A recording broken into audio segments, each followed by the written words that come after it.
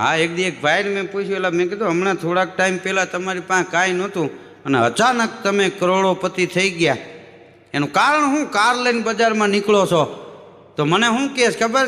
આ બધું જે કાંઈ બન્યું છે ભાઈ ધીરુભાઈ, એ મારી ભૂલને કારણે બન્યું.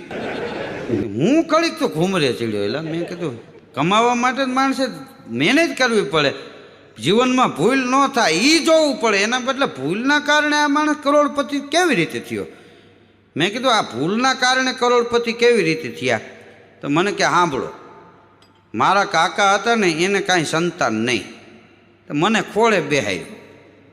મેં કીધું એ સારું, એમાં શું ખોટું? મને કે ભણાયું આ તે બધું આપણે સારું, પણ એમાં એક દી બન્યું એવું કે મારા કાકા કરોડોપતિ, એને એટેક આવ્યું અને હું ડૉક્ટરના નંબર ભૂલી ગયો.